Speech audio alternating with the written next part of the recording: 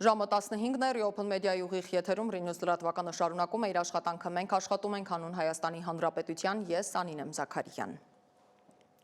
Վաղ առավոտյան համացանցում տեղեկություններ տարածվեցին, թե հետապնդումներ են իրականացվում Սրբազան պայքարի անդամների նկատմամբ, այս առիթով հաղորդագրություն է տարածել Հայաստանի քննչական կոմիտեն։ Սրբազան պայքար անվանումով շարժման մասնակիցները եւ ղեկավարները պլանավորել էին Հայաստանում իրականացնել ահաբեկչական եւ իշխանությունը զավթելուն ուղղված գործողություններ։ Քրեական վարույթի շրջանակներում կատարվում են անհետաձգելի քննչական եւ այլ վարութային գործողություններ, մասնավորապես ասված է քննչական կոմիտեի հաղորդագրության մեջ։ Դիտենք Սիմոն Հովանեսյանի պատրաստած տեսանյութը։ Այս եւ սրա նման այլ, բայց մետաղական իրեր ըստ էության զինված իշխանափոխության գործիքներ պիտի դառնային քննչական կոմիտեի հրապարակած ձայնագրությունների համաձայն։ Երկաթե իրերը նախատեսված էին ավտոմոբիլների անվադողերը ծագելու համար, որպեսզի երթևեկությունը կատվածահար լիներ, բայց քննչական կոմիտեն այլ մանրամասներ է հրապարակել։ Ըստ էության զինված հեղաշրջում կանխելու մասին են հայտնում քննչական կոմիտեից։ Ասում են Սրբազան պայքար անունով շարժումը ձեռք է բերել ահաբեկչություն կատարելու եւ իշխանությունը զավթելու համար միջոցներ ու գործիքներ։ Հանցավոր խմբի ղեկավարները իրենց հանցավոր նպատակներին հասնելու համար գործադրել են հոգեբանական եւ քարոզչական բնույթի հիմնարկներ, տեխնոլոգիաներ, հիմնականում ապօրինի գործողությունների կատարումը վերապահելով արկածախնդիրներին։ Մեկ տասնյակից ավելի մարդկանց անվանատարեր է հրապարակել քննչական կոմիտեն առավոտյան։ Այդ մարդիկ ըստ իրավապահ կառույցի մտածել, քննարկել ու իշխանափոխության պլան են գծել։ Այդ մտածմունքներն ու քննարկումներն ընդհանուր առմամբ մոտ 20 րոպեանոց ձայնագրությամբ են ներկայացնում քննչական կոմիտեից։ Դրանցում հիմնական խոսողի ձայնը թվում է, թե Բագրատ arczepiskoposինն է։ Ասում եմ, չբռնենք ամսի 4-ին, ես մեր խմբերին ասենք պատրաստ են։ Ասենք նախապես զվանով կան ասենք պատրաստ են, իսկ սան գալիս են մայրատով, շիխում կամ կենանք մայրատով, սրանց ընդեղ ջարդ ենք, կշենք, կոտով ենք, ու կշենք երևան խմբերին ասեն ժամը ես նեշին պատրաստ ենք սա թագել։ Քանի դեռ Սրբազան պայքարի կողմից հերքում չի եղել, շրջանառվում են նաև վարկածներ, թե այս ձայնագրությունները կարող են նաև գեներացված լինել արհեստական բանականությամբ։ Այսօր Սրբազան պայքարի մի շարք մասնակիցներ, այդ թվում Բագրատ Գալստանյանը, բերման են ենթարկվել։ Ի դեպ, մի քանի օր առաջ ձերբակալվել եւ հիմնականում բաց էին թողնվել շարժման ու հայ հեղափոխական դաշնակցության որոշ անդամներ։ Չարիք, լավ լսի։ Ինչ էլ որ սարքել լինես, ինչ էլ որ ուզում ես անել, քեզ շատ քիչ ժամանակ է մնացել։ Դիմացի կգան։ Նախաձեռնված քրեական վարույթով առավոտից խուզարկվում են Բագրատ arczepiskopos Գալստանյանի եւ Սրբազան պայքարի մյուս համակիրների տները, հայտնում են շարժման անդամները։ Խուզարկություններ են նաեւ դաշնակցականների տներում։ Դաշնակցության Հայաստանի գերագույն մարմինի անդամ Ազատամարտիկ Իգոր Սարգսյանի բնակարանը է, որտեղ վաղ առավոտվանից ԱԱՏ-ծառայողները նաեւ դիմակավորված խուզարկություն են իրականացնում, թույլ չեն տալիս որևէ մեկը ներս մտնի։ Ըստ քննչական կոմիտեի 25 հոգանոց մոտ 200 հարվածային խումբ պետք է կազմվեր խաղաղ պայքարին զուգահեռ, որոնք դարանակալելու էին կառավարության շենքն ու ամեն գնով կատարեին իրենց առաջ դրված խնդիրները։ Նաև ասվում է, որ խմբերից ոչ մեկը մյուսի խնդիրը չպետք է իմանար։ Քննչական կոմիտեն հայտնում է, որ հեղաշրջման պատրաստվողները քարտեզներ են ձեռք բերել եւ Երևանի լուսացույցներն անջատելու տեղերը ճշտել, որ երթևեկությունը կատվածահար անեն։ Ըստ կառույցի ձեռք են բերվել պայթյուններ կատարելու եւ կրակոցներ արձակելու համար նախատեսված հազարավոր հրավտանգ միջոցներ։ Խախտելով անմեղության կանխավարկածը Փաշինյանն էլ շտապեց հայտարարել իրավապահները կանխեցին Հայաստանի Հանրապետությունը ապակայունացնելու եւ իշխանությունը բռնազավթելու քրյա օլիգարխակղերական խոշոր ու եղկելի պլանը, գրել է նա Facebook-ում։ Ի դեպ նախորդին իր աղբյուրներին հղում անելով Civic լրատվական կայքը հրապարակեց իբրև թե հեղաշրջման պլան, որտեղ քայլ-քայլ ներկայացնում է, թե ինչ ժամկետներում ու ինչ միջոցներով է ընդդիմությունը պատրաստվում հեղաշրջում անել։ Ըստ այդ պլանի վարչապետի թեկնածուն Բագրատ Գալստանյանն է, պլանում քայլերի հաջորդականությունն է ու ռեսուրսների ցանկը, որևէ աղբյուր չունեցող այս մի քանի էջանոց պլանով վարչապետն է կիսվել իր էջում։ Այս process-ը պատմության մեջ կմնա որպես տահակների ձախողված հեղաշրջում։ Գրում է նա, իսկ ԱԻՔՊ-ական Վահագն Ալեքսանյանը մանրամասն բացատրում է պլանի ծրագիրը, ասում, թե որ կետն ինչի համար է գրվել։ Ներկայացնում ընդդիմության այսպես կոչված հեղաշրջման պլան։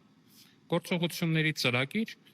որտեղ քայլերի հաջորդականությամբ պետք է տեղի ունենա հետևյալը։ Ալեքսանյանն իր խոսքով ոչ միայն հավատում է նրան, որ պլանն իրական է, այլև այն արդեն ձախողված համարում։ Ինձ թվում է այս հեղափոխության պլան գծողն ու քաղաքապետարանի Խաչմերուկի նոր երթևեկության պլան գծողը նույն մարդն է։ Այսպես է արձագանքել ընդդիմադիրներից Լևոն Քոչարյանը, ում հոր երկրորդ նախագահ Ռոբերտ Քոչարյանի անունը պլանի մարդկային ռեսուրս բաժնում է ընդգրկված։ Սիմոն Հովանիսյան, Վարդան Պողոսյան, Reopen Media։ Այս պահին ուղիղ կապ ենք հաստատում իմ գործընկեր Մերի Դանիելյանի հետ, որը գտնվում է քննչական կոմիտեի մոտ։ Մերի, ողջույն, լսում եք ինձ։ Այո, Անի, ես քեզ լսում եմ։ Մերի, ինչ է կատարվում այս պահին, ինչ իրադարձություններ են նախորդել և ինչ սպասել։ Անի, ուրեմն այս պահին մենք գտնվում ենք Մազմանյան 5 հասցեում գտնվող քննչական կոմիտեի վարչական շենքի դիմաց։ Իմ հետևում կարող եք տեսնել, որ ոստիկանական զորքերի կուտակումներ են նկատվում։ Նշեմ, որ այս շենքում է գտնվում Բագրատ arczepiskopos Գալստանյանը, բերման ենթարկելուց հետո նրան տեղափոխել են այստեղ։ Հայտնի է, որ նրան կալանավորելու միջնորդություն է ներկայացվել դատարան։ Գալստանյանը հրաժարվել է ցուցմունք տալուց եւ չի ընդունում իրեն ներկայացված մեղադրանքը։ Այստեղ են շարունակվում նաեւ գործարար Տիգրան Գալստյանի եւ Միհրան Մախսուտյանի վարութային գործողությունները, կան նաև այլ ձերբակալվածներ։ Մեծ զրույցում իրավապաշտպան Ռուբեն Մելիքյանը, որն այստեղ է կոնկրետ Տիգրան Գալստյանի գործով, նշել է, որ բոլոր ձերբակալությունները 24 ժամյա են, այսինքն 24 ժամ հետո ենթադրվում է, որ նրանք կտեղափոխվեն դատարաններ եւ կսկսեն դատական գործեր։ Ես նշեմ, որ նախքան այստեղ գալը մենք Բագրատ arczepiskopos Գալստանյանի կեցավայրի դիմաց էինք այն պահին, երբ իրավապաշտպանները այնտեղ խուզարկություններ էին իրականացնում։ ԱԱԾ աշխատակիցները մեր ներկայությամբ ինչ-որ փաթեթներ են հանել տնից, տեղափոխել մեքենաներ, թե ինչ կային այդ փաթեթներում նրանք մեկնաբանություն չեն տվել, սակայն փաստաբան Հովհաննես Խուդոյանը վստահեցրել է, որ որևէ իրավախախտ առարկաներ այնտեղ չեն հայտնաբերվել եւ նաեւ արգրավել է Գալստանյանի հեռախոսը։ Մենք տեղում զրուցել ենք նաեւ ընդդիմադիր գործիչների հետ, այդ թվում այն գործիչների, որոնց տները եւս առավոտյան խուզարկվել են։ Այս պահին առաջարկում եմ ամփոփ դիտենք նրանց մեկնաբանությունները։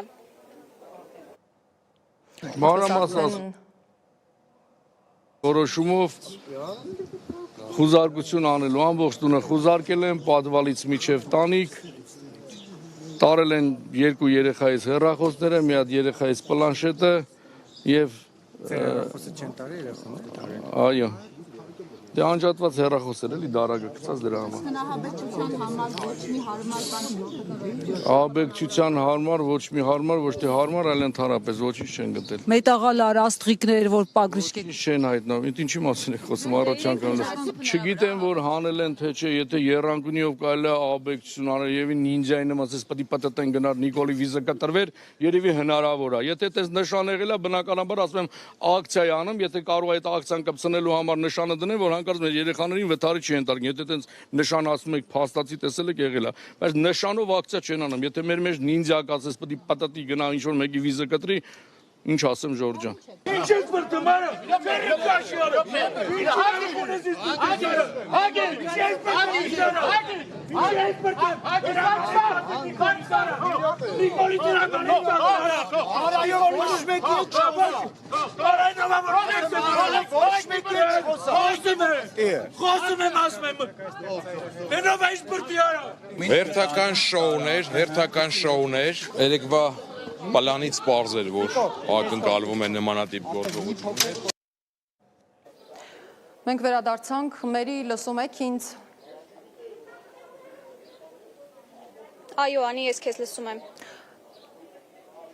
Այս պահին Ես ասեմ, որ մենք տեղում ենք այս պահին որևէ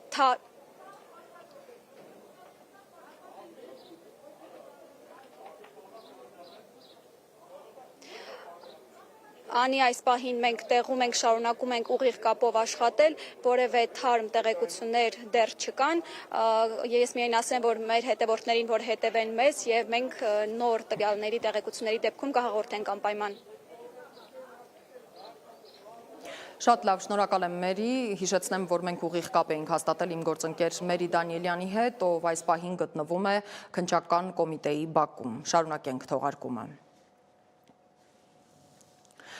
Ենթադրյալ հեղաշրջման մասին երեկվա թղթերի արտահոսքից հետո Facebook-յան գրառում է արել վարչապետի տիկին Աննա Հակոբյանը, մեջ բերեմ, բայց մի տեսակ նեղված եմ, չեմ հասկանում, բա այն ազգակործան պատուհասը յուր աղանդավորականներով հանդերձ, ինչու հիշատակված չէ պետական հեղաշրջման պլանում։ Մեր դպրոցի վատ աշակերտները դրա նմաններին ասում էին մեռելիս դա չի, այլ խոսքով ազգադավ վիժվածք։ Բոլոր ազգադավ վիժվածքների հոգևոր առաջնորդ ընդ որում ինքնակոչ, թե բա ազգակործան պատուհաս, գիտնական ոճիլ։ Մեջբերման ավարտը։ Ենթադրաբար Աննա Հակոբյանը նկատի ունի առաջին նախագահ Լևոն Տեր-Պետրոսյանին, որն իր խոսնակի միջոցով Նիկոլ Փաշինյանին կոչել էր ազգակործան պատուհաս։ Վերջին պահի տեղեկություններով ազգային անվտանգության ծառայությունը խուզարկություն է իրականացրել Սյունիքի նախկին մարզպետ ու նախկին պատգամավոր Վահե Հակոբյանի ու նրա կնոջ Պարաթիվի տնօրեն Էլիզաբեթ Պետրոսյանի տանը, առգրավել են հեռախոսները, որոշ տեղեկություններով Էլիզաբեթ Պետրոսյանը բերման է ենթարկվել, պաշտոնաթող գնդապետ եւ սրբազան շարժման աջակից Միհրան Մաղսուդյանի որդին հայտնել է, որ իրավապահ մարմինները խուզարկություն են իրականացրել իրենց Իջևանի եւ Ոսկեպարի տներում։ Միհրան Մաղսուդյանը ձերբակալվել է, բերման ենթարկվածների թվում են նաև գործարար Տիգրան Գալստյանը, զոհված զինվորի հայր Արա Ռոստոմյանը եւ ուրիշներ։ Հայ եկեղեցու առաջնորդի դեմ Փաշինյանի նախօրեի գրառումներին արձագանքել է Մայրաթորի դիվանապետ Արշակ arczepiskopos Խաչատրյանը, մեջբերում եմ նրա գրառումը։ Սափրված ծաղրածուն ոչ մի կերպ չի ազատվում իր մտասևեռումներից ու կպչուն մտքերից, հիվանդ երևակայությունն անընդհատ սավառնում է նույն առանցքի շուրջ։ Իրեն թվում է հիմարությունները բազմիցս կրկնվելով կդառնան իմաստություն, իսկ բամբասանքները ճշմարտություն։ Ոչ ոքի զորու չէ խանգարել քեզ պարոն իրացնելու, խայտառակ լինելու քո սահմանադրական իրավունքը։ Շարունակիր դիմակայել ազգային մարտահրավերներին կրքոտ ու խանդավառ հայհոյախոսությամբ, դա քո սնունդն է, մեջբերման ավարտը։ Կրեմլի խոսնակ Դմիտրի Պեսկովը հայտարարել է, որ Ռուսաստանի իշխանությունները կապի մեջ են իրենց հայ գործընկերների հետ, այդ թվում Տաշիր ընկերությունների խմբի ղեկավար Սամվել Կարապետյանի շուրջ ստեղծված իրավիճակի վերաբերյալ, որը ձերբակալվել է Երևանում։ Այո, իհարկե մենք կապի մեջ ենք մեր գործընկերների հետ Հայաստանում, Երևանում։ Նա մեր կարևոր դաշնակիցն է, մենք բավական զարգացած եւ բազմակողմանի հարաբերություններ ունենք եւ իհարկե, քանի որ Կարապետյանը նաեւ Ռուսաստանի Դաշնության քաղաքացի է, համապատասխան շփում իրականացվում են։ Լրագրողներին հայտնել է Կրեմլի ներկայացուցիչը, մեկնաբանելով Հայաստանի վարչապետ Նիկոլ Փաշինյանի հանրապետությունում պետական հեղաշրջումը կանխելու մասին հայտարարությունները, Դմիտրի Պեսկովն ասել է, որ սա երկրի ներքին հարցն է։ Մենք իհարկե հետաքրքրված ենք Հայաստանում օրենքի եւ կարգուկանոնի պահպանմամբ եւ որպեսզի Հայաստանը լինի բարգավաճ, կայուն երկիր, Ռուսաստանի բարեկամ, նշել է Ռուսաստանի ղեկավարի մամուլի քարտուղարը։ Իրան-Իսրայել իրադարձություններին անդրադառնանք, այժմ առավոտյան կրկին պայթյուններ են հնչել Իրանի մի քանի քաղաքներում, միթե կրակը չի դադարել։ Դիտենք Լիլիթ Մուրադյանի պատրաստած տեսանյութը միջազգային գրահոսի գլխագրերի մասին։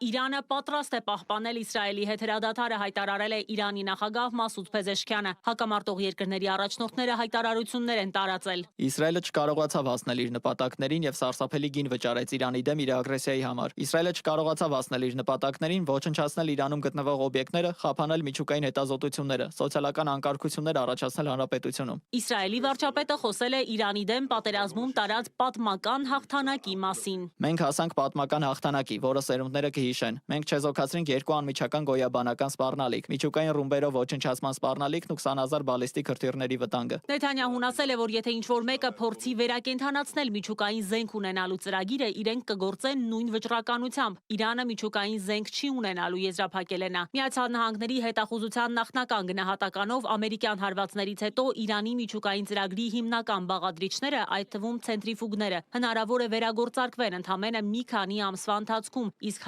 հարստացված ուրանի հիմնական մասը նախորոք էր տեղափոխվել։ Ժամեր առաջ էլ Իրանի արտգործնախարար Աբբաս Արաղչին հայտարարել է, որ Իրանում ոչ ոք չի հրաժարվի միջուկային թափանցիկ ծրագրից, որը գտնվում է ՄԱԳԱՏԵ-ի վերահսկողության ներքո։ Իրանի արտգործնախարարը բացառիկ հարցազրույց է տվել Ալ-Արաբիա Ալ-Ջադիդ պարբերականին եւ անվստահություն հայտնել առայն, թե Իսրայելը երկար ժամանակ հավատարիմ կմնա հրադադարի մասին պայմանավորվածություններին։ Նախ եւ առաջ անհրաժեշտ է պարզել արդյոք ագրեսոր կողմն իրականում ունակ է պահպանել հրադադարը, թե ինչպես նախկինում Իսրայելի ներքին մրցակցությունը նորից կհանգեցնի նրան, որ հրադադարը պարզապես կօգտագործվի ներքին ճգնաժամերը կարգավորելու համար։ Մենք ընդունեցինք հրադադարը, պահպանելու բարոյական գերակայությունը եւ այն վերածելու նոր քաղաքականության հիմքի, հիմնված իսլամական եւ տարածաշրջանային տարածաշրջանային արժեքների վրա։ Իսլամական երկրների եւ տարածաշրջանի ժողովուրդների աջակցությունն ամրապնդեց մեր քայլը եւ ավելի մեկուսացրեց Իսրայելին։ Իրանի քաղաքական շրջանակներում հնչող դժգոհություններին, թե Մոսկվան բավարար չափով չաջակցեց Թեհրանին, արձագանքել է Կրեմլը։ Ռուսաստանի նախագահի մամլոխոսնակ Պեսկովն ասել է. Այժմ շատ են նրանք, ովքեր ցանկանում են կրակին յուղ լցնել, որպեսզի փչացնեն Մոսկվայի եւ Թեհրանի միջև գործընկերային հարաբերությունները։ Ռուսաստանն իսկապես աջակցել է Իրանին իր հստակ դիրքորոշմամբ։ Մենք մտադիր ենք հետագայում եւս զարգացնել մեր հարաբերությունները Իրանի հետ։